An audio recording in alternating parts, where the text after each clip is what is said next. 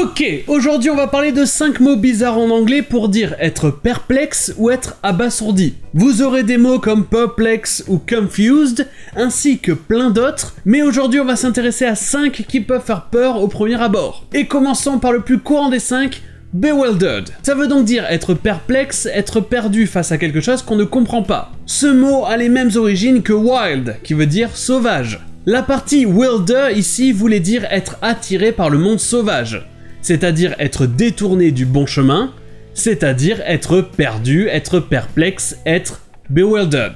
And now you're getting married. No, I'm bewildered. Forgive me.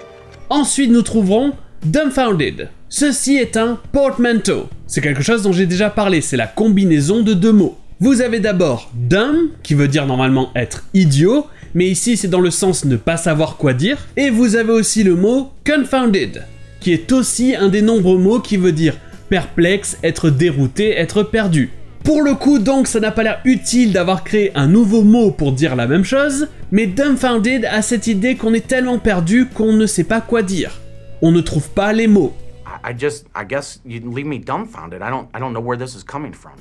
On continue avec nonplussed. Ce mot à la base vient de ce vieux nom anglais nonplus, qui est un état où on ne sait pas quoi décider. Ça vient du même mot en latin qui veut dire littéralement non plus, rien de plus. Et donc nonplus est devenu un verbe, to nonplus, qui veut dire perturber ou dérouter quelqu'un, et nonplussed c'est simplement le participe passé de ce verbe. C'est juste qu'il faut doubler le S avant le ED. Nonplussed. Et donc ça voudra dire être dérouté, être dépassé par les événements.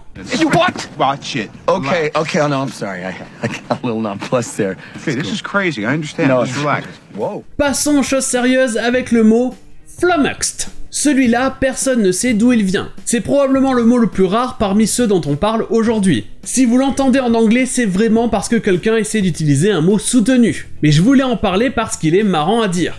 Flummoxed, avec le O qui se prononce E. Flummoxed. Yes.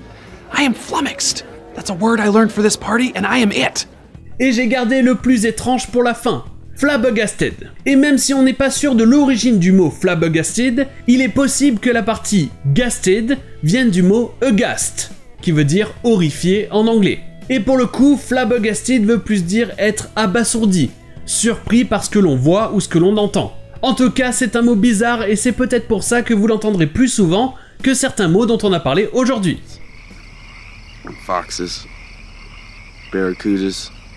I'm kind of flabbergasted when you say things like that. It's weird. Thank you. Et voilà pour ces 5 mots et sur ce je vous dis à demain.